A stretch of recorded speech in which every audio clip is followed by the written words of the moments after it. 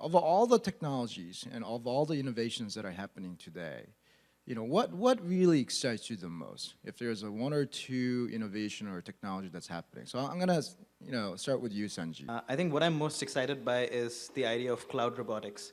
And the reason for that is that we've had robotics for a long time. We've looked at robotics as a mechanical problem. With cloud robotics, what we're doing is we're accelerating the rate at which robots learn. We're accelerating the rate at which we create data sets from which robots learn. So I think that's the single most important thing that I feel excited about. Even when we look at driverless cars, what excites me is not the driverless part of it, but the cloud connectivity part of it. So cloud robotics would be the one for me. So Sanjit, I'm going to ask you a slightly different question. Clearly you think that openness is important. That was part of your talk. But of all the companies that you see out there, right, who's really doing a good job of adopting platform as a strategy? Or who's doing a really good job of incorporating these cloud technologies and latest innovations? Who should we be watching? Yeah, so I'll, before I answer that, I just want to mention one caveat. Openness is important because you can't innovate, you can't do all the innovation internally. You open it out, there's more innovation. But the problem is that openness comes with loss of control. And so when you do open, you need to ensure that you continue to control the critical points of your system. And we're seeing that problem happening in the car industry right now, where what Apple came up with was Siri hands-free, and a way by which you can talk to the car. And except Ford, all the companies have been operating with Siri hands-free. But the problem is that if you give the user interface, which is the voice, to some other company, all the data is going to some other company instead of to your car. So that's just an example of the fact that openness is important, but you have to take strategically own the key critical points of control when you open out. Now, having said that, there are certain examples that are obvious in terms of who's opening well. One of the best examples is Android. The reason I say that is Android almost lost the mobile game in 2011 because they were too open.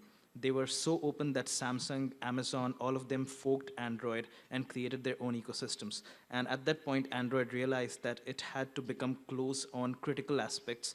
It became closed on maps. So if you wanted to fork Android, you would not get Google Maps. If you don't get Google Maps, Uber doesn't run on you, location-based services don't run on you. So today, Samsung is dependent on Android, whereas in the past, openness was working against Android. So Android is an example of a company that's doing it really well. Right now, GE is increasingly taking some really good steps on opening out their data.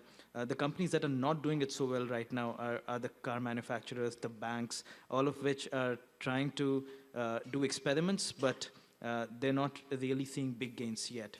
So I would say that the ones that have had real huge impact are just these few companies with openness. But what's going on? I mean, what's really driving this? I mean, what's going on with the transportation? I mean, what's going on in Singapore? I mean, what's all this talk about Uber, Lyft, and car manufacturers? And, what's driving all this? We need to think of it in two phases in which this change is going to take place. Phase one is what I would call autonomous vehicles coming in situations which are highly well defined. So highway driving, for example. Highway driving has fewer variables compared to inner city drivings. There's no, you don't have to worry about traffic signals and things of that sort. So the first real impact of autonomous vehicles that I believe will happen not so much on consumer transportation, but more on the economy of goods that are being shipped, because shipping of goods, pre-container shipping, post-container shipping is all happening on highways. And that is where a lot of autonomy could come in. That would be phase one. Phase two would be when you would start seeing this happening in cities, but I would think of it as more of last mile, where you have a well-defined system, maybe a university campus, and everything within the university campus becomes autonomous. Easy to define such an environment. Phase three, which is probably hopefully it's less, but maybe it's 10 years from now, is when we start seeing this happening across everything. And that is where this point becomes really important, that cities are going to start being shaped around this. Today, cities are largely shaped around cars, less so in Asia, more so in the US, where the whole idea of suburbs came up because of the idea of cars. So that whole imagination of how cities work is going to fundamentally change. And there are huge implications because of that.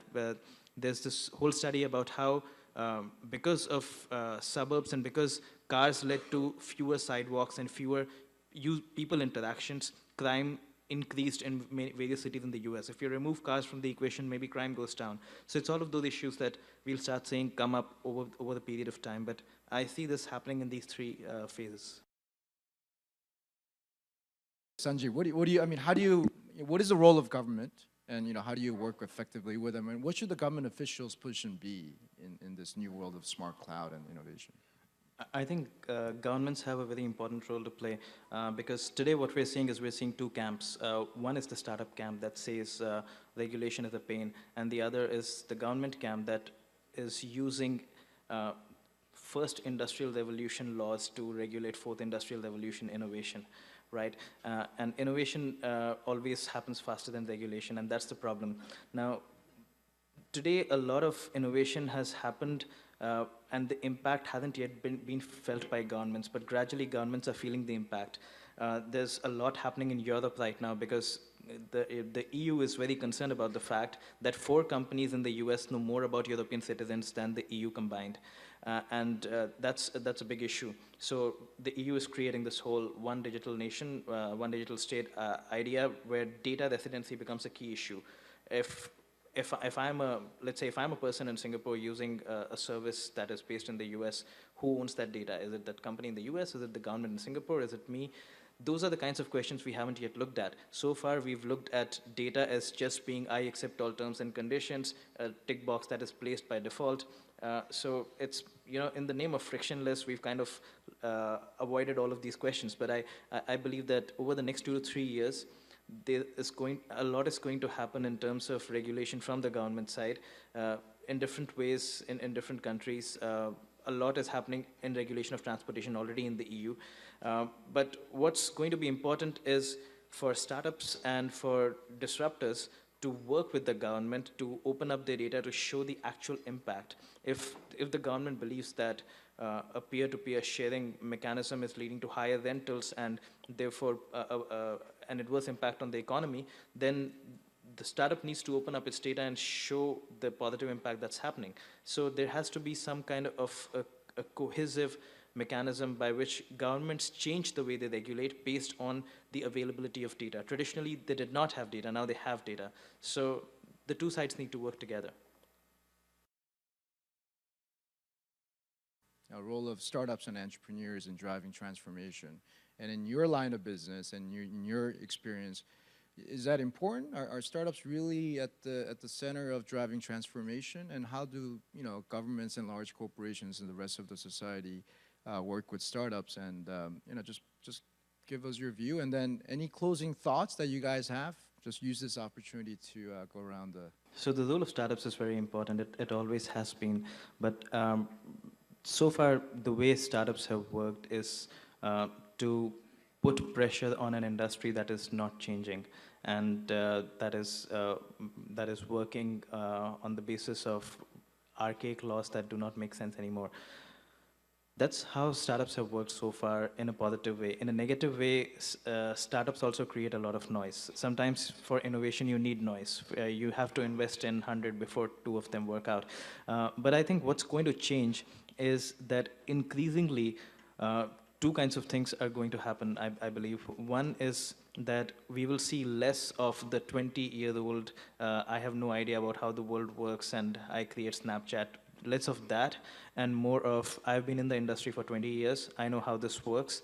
I want to partner with somebody who understands the other side of things, and together we'll do a startup. So I think those kinds of things we're going to see increasingly, especially as we go into industries. As I mentioned, we've already disrupted the simple ones. The difficult ones are banking, healthcare, education, resource-intensive industries. You need experience over there about the ins and outs of how things work. So that's one thing. Secondly, what is even more important is that as AI becomes important, startups will have to rely on training sets, and very often training sets are not with startups, they are with incumbents. So startups will have to start working with incumbents rather than against them all the time, and this is an opportunity for incumbents also to create the right open innovation programs so that they work with startups. So these are two specific things that have not happened so far that I believe will increasingly happen as we move forward.